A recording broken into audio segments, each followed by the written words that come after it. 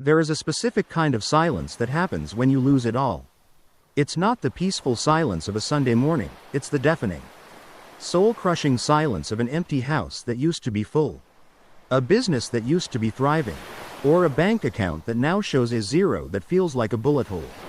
You're standing in the middle of a life that has collapsed, watching the American dream you spent decades building turn into a pile of gray ash right before your eyes. You look at your kids, you look at your spouse, and you feel like a fraud. The silent thief isn't just outside your door anymore, he's moved into your head, whispering that it's over, that you're too old to start again, that God has finally turned his back on you. You feel the weight of every mistake, every should have, and every if only pressing down on your chest until you can barely breathe. But listen to me closely. The resurrection only happens to the dead. You had to lose that version of your life because it wasn't strong enough to carry where God is taking you next. The dirt you're sitting in? It's not a graveyard, it's a construction site. I'm not here to give you a pat on the back or a shallow, it'll be okay. I'm here to give you a shovel and a blueprint. We are going to take those ashes and turn them into concrete. We are going to rebuild a life that doesn't just look good on the outside, but is unshakable on the inside. If you've reached the bottom, stop trying to dig deeper. Look up, the architect is waiting, and we're about to lay the first brick. Article 1. The Law of Radical Acceptance, the Altar of Truth. In the United States, your net worth is often confused with your self-worth. We live in a culture that worships at the altar of success, where the size of your house and the logo on your car tell the world who you are.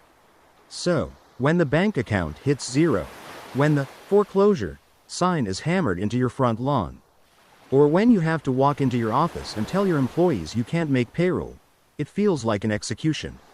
You aren't just losing money, you feel like you're losing your soul. The silent thief loves this moment. He uses your shame to keep you in a state of delusional hope. You spend weeks, maybe months, shuffling credit card balances like a deck of cards, praying for a miracle that is really just a desire to keep your ego intact.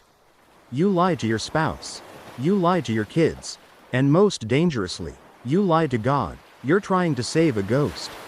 Radical acceptance is the brutal, holy medicine for this sickness. It is the act of walking into the ruins of your life, looking at the scorched earth, and saying out loud, "It is finished. The old life is dead. This is your altar of truth." You have to realize that God cannot bless a version of you that is wearing a mask. He doesn't work with the fake you that still has it all together. He works with the real you that is broken and bleeding on the floor. When you accept the total ruin, something supernatural happens. The thief loses his leverage. He can no longer threaten you with losing it all, because you've already lost it. There is a terrifying, beautiful freedom in having your back against the wall. You stop wasting your precious, limited energy on damage control and saving face. You stop trying to glue the shattered pieces of the past together. Instead, you turn around and face the future with empty hands. Radical acceptance isn't about liking the dirt you're sitting in. It's about acknowledging that the ground is solid enough to build on. You have to let the American dream die so that the God-given mission can finally be born. Today, the theater is over. The lights are up, the truth is out, and finally, for the first time in a long time, you can breathe. Article 2. The Scavenging Phase, the Dignity of the Grind. After the funeral of your ego comes the most grueling season of the reconstruction, the scavenging phase. In America, we are obsessed with scalability and passive income. But when you are starting from absolute zero, you don't need a strategy, you need a shovel. This is the phase where you have to swallow your pride until it chokes you.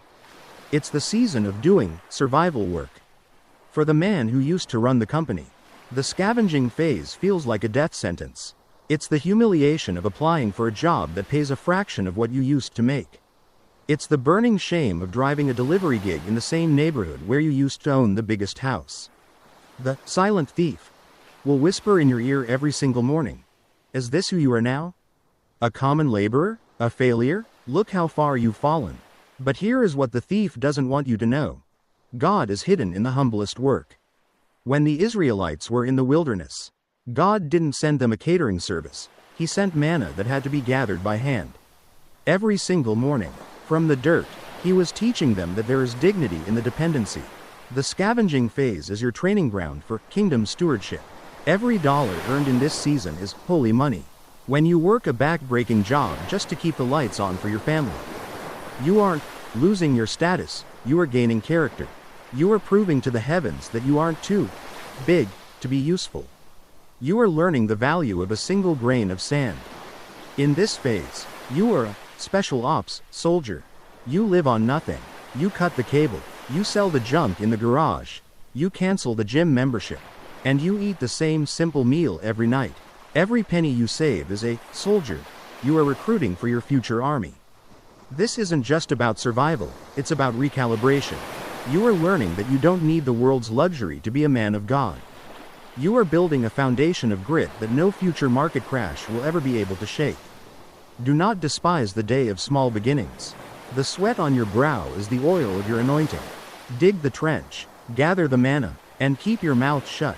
The palace is coming, but the victory is won right here in the mud. Article 3. The Law of Silent Growth, the Ghost Phase. In the modern American landscape, we are addicted to the validation hit. We've been programmed to believe that our progress isn't real unless it's documented, liked, and shared. We want to show the haters that we're bouncing back before we've even secured our first paycheck. But when you are rebuilding from the ashes of a total collapse, visibility is a trap. The silent thief thrives on your ego. He knows that if he can get you to talk about your plans, you'll spend all your dopamine on the applause of the crowd and have none left for the actual work.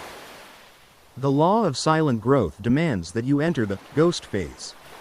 This is a period of radical, intentional disappearance. You don't just stop posting, you stop explaining.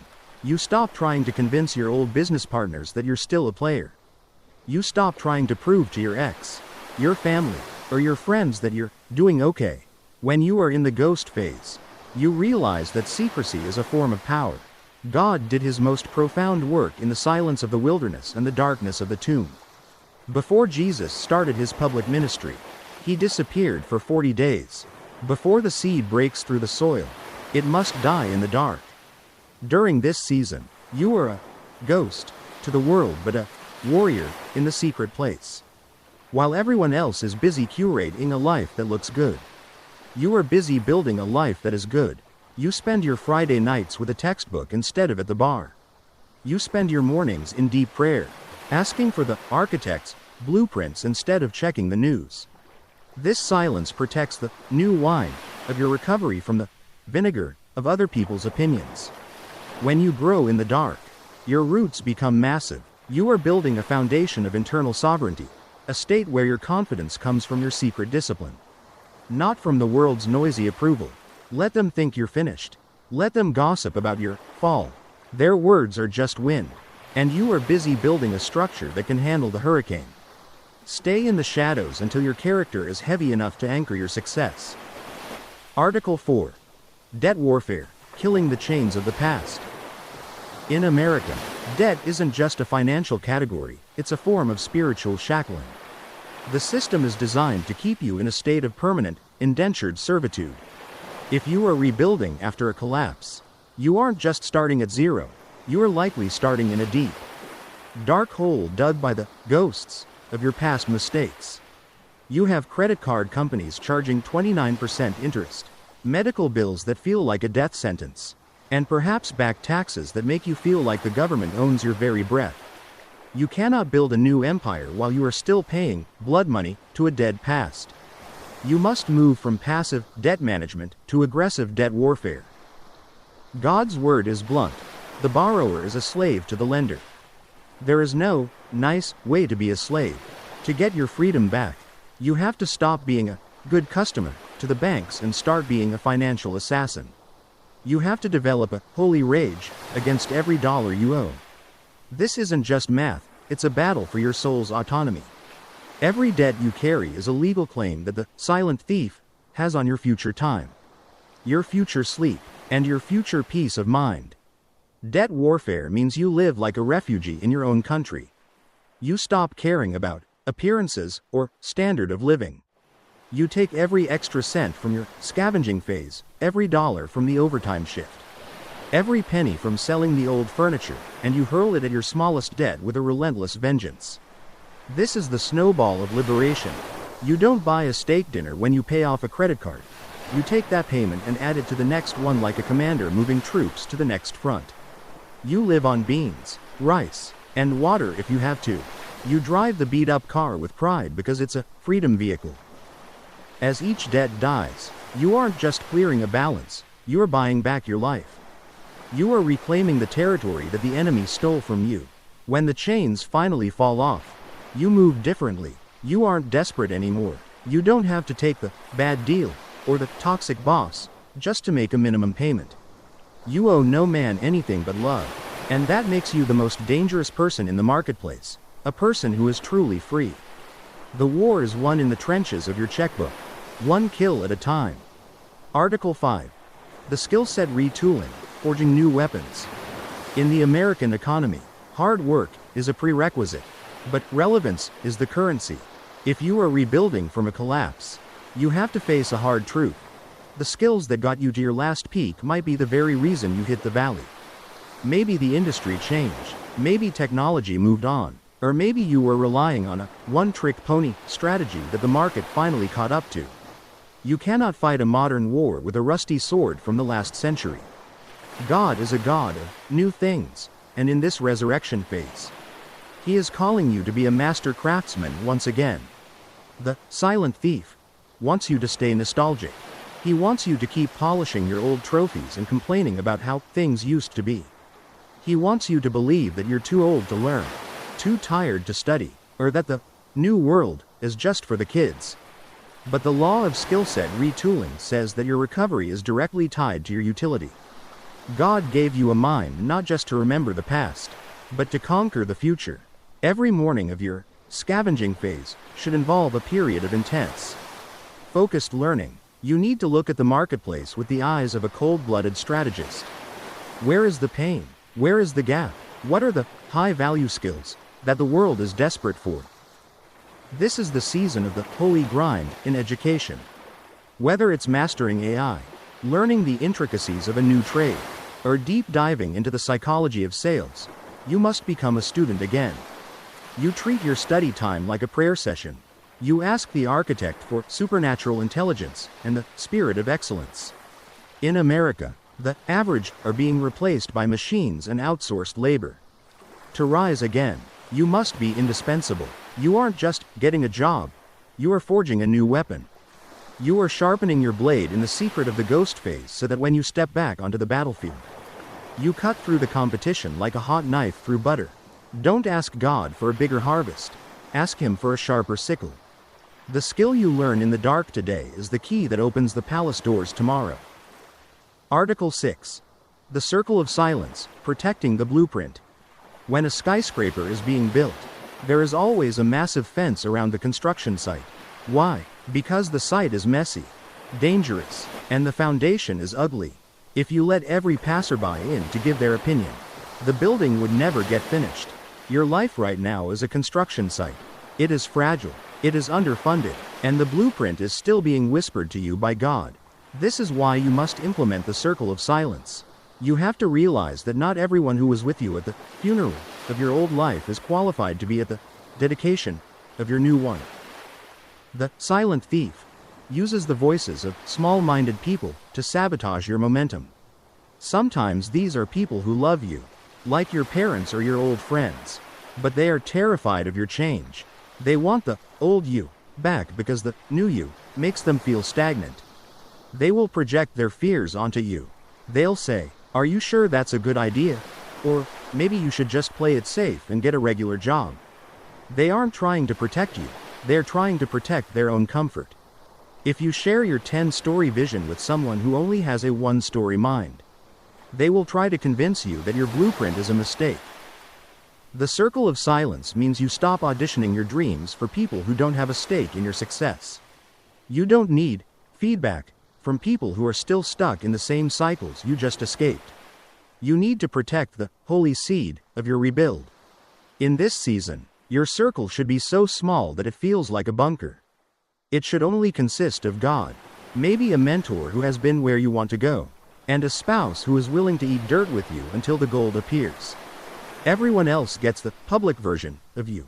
The version that is doing fine and staying busy. Keep your mouth shut about your numbers, your strategies, and your breakthroughs. When Nehemiah was rebuilding the walls of Jerusalem, his enemies tried to lure him down for a meeting. He replied, "I am doing a great work, so that I cannot come down." Stop coming down to explain yourself to people who will never understand the heights you are headed for. Build in silence, and let the finished wall be your only response. Article 7. The Mid-Build Slump, the Law of Emotional Resilience. In the American psyche, we are addicted to the montage. We want the movie version of success where the protagonist loses everything. A high-energy song plays for 3 minutes, and suddenly he's back on top. But in the real world, the resurrection is a slow, grueling climb through a thick fog. After the initial adrenaline, starting over, wears off, you hit the most dangerous territory of all, the mid-build slump. This is the season where the novelty of the grind has turned into a monotonous ache. You've been working 80-hour weeks for months. You've cut every luxury. You've disappeared from the social scene. And yet, when you look at your bank account, the needle has barely moved. This is when the silent thief whispers the most lethal lie: it's not working. You're just a hamster on a wheel. Everyone who said you were washed up was right. This stage is designed to break your spirit so you quit just inches away from the breakthrough. Emotional resilience isn't about being a robot. It's about the holy refusal to let your feelings dictate your destiny. You have to realize that God is more interested in the process than the product. He is building a character in you that can actually sustain the wealth He's about to return to you. If He gave it all back today while you were still emotionally fragile, you'd just lose it again. To survive the slump, you must stop measuring progress by the destination and start measuring it by your discipline. Did you wake up on time? Did you stick to the budget? Did you sharpen your skills? If the answer is yes, then you are winning. Even if the world can't see the scoreboard yet, you are being forged in the fire of the in-between. You have to develop a cold focus that ignores the lack of immediate results. Like a marathon runner at mile 20, your lungs are burning and your legs are screaming. But you don't stop because you're tired, you stop because you're done. The harvest is guaranteed to the one who refuses to faint. Article 8. The Generational Pivot, the Law of the Bloodline. The heaviest weight you carry when you fall is the eyes of your children watching you. You feel like you've failed them. You worry that your mistakes have condemned them to a life of struggle. Starting from zero just like you did. But you need to understand the generational pivot. In America, we think a legacy is a trust fund or a house in the suburbs. But the most powerful thing you can leave your children isn't a pile of cash. It's the blueprint of an overcomer. The silent thief wants you to hide your struggle from your family because he wants to keep the spirit of shame alive. But God wants you to use this collapse as a masterclass in resilience for your lineage. The generational pivot happens when you decide that the cycle of starting over ends with you. You aren't just rebuilding a bank account, you are rebuilding the standard of your name. When your kids see you working a lowly job with high-level integrity, you are teaching them more about success than a Harvard MBA ever could. You are showing them that a man's value isn't found in what he has, but in what he can build back after he loses it all. You are currently writing the Bible of survival for your descendants. Decades from now, when your grandchildren hit a wall, they won't give up. They will tell the story of how you stood in the ashes of the 2020s. How you took the hits, how you prayed through the dark, and how you clawed your way back to the top. Your struggle is their permission to succeed.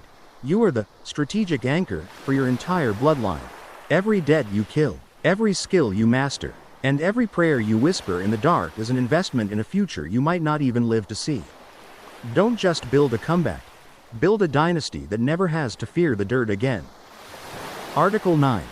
The Strategic Sacrifice, the Law of the Altar.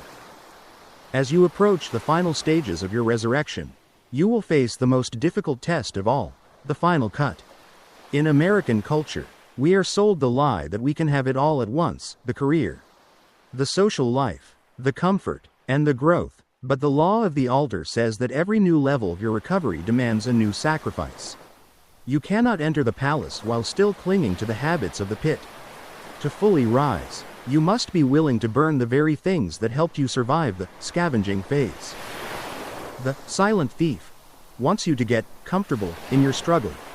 He wants you to stay in that entry-level mindset or keep those survival friends who were there when you were down, but have no vision for where you are going.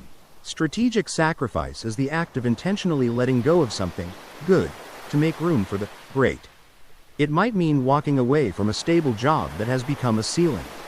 It might mean cutting off a relationship that feeds your ego but starves your purpose. It might mean investing your last bit of seed money into a high-level mentor instead of buying the victory car you think you deserve. God isn't looking for your pain, He's looking for your priority. When you lay something on the altar, you are telling the architect, I trust your blueprint more than my own comfort. In the US, we call this opportunity cost, but in the kingdom, it's called pruning. If a tree isn't pruned, its growth becomes wild and weak. By cutting away the excess, you focus all your life force into the fruit. Don't be afraid to walk alone for a season. Don't be afraid to look crazy to people who are satisfied with being average. The fire on the altar doesn't just destroy, it clears the way for the glory to fall. Article 10. The Sovereign Return, the Law of the Finished Foundation. The final law of the resurrection is the most subtle, yet the most profound, the sovereign return. This is the moment when the silent thief is finally forced to pay back what he stole sevenfold. But here is the catch. By the time you reach this stage, you are so transformed that you no longer need the money to feel like a man or woman of God. You have moved from a state of seeking success to a state of quiet sovereignty. You don't have to shout about your comeback because your presence carries the weight of the fire you've walked through. In America, we love the vindication scene, where the hero walks back into the room and everyone who doubted him has to bow down. But the sovereign return is quieter than that.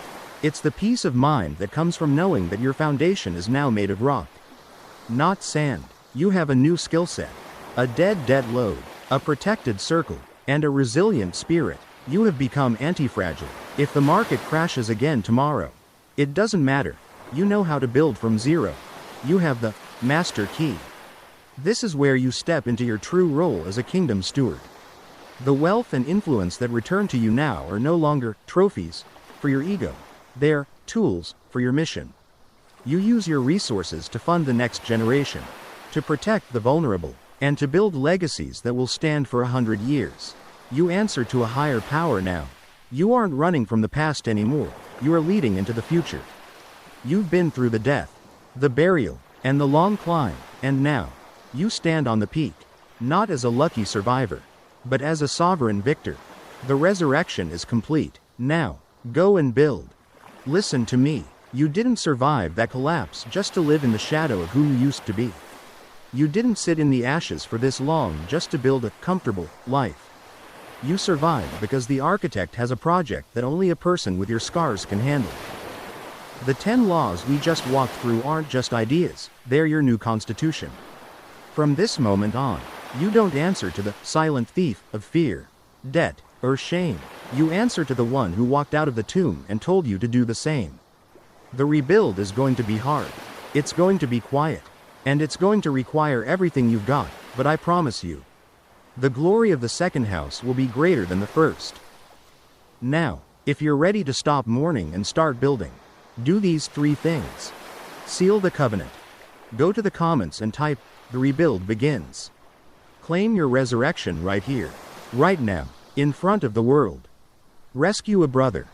You know someone who is still sitting in the ashes, thinking it's over. Send them this video. Be the light that shows them the way out. Join the remnant. If you're done with the surface level hustle and you're ready for the kingdom level strategy, hit subscribe. We don't just talk about winning, we talk about becoming unshakable. Go back to work. Keep your mouth shut. Keep your eyes on the blueprint. Your sovereign return is closer than you think. God bless you, and I'll see you at the finish line.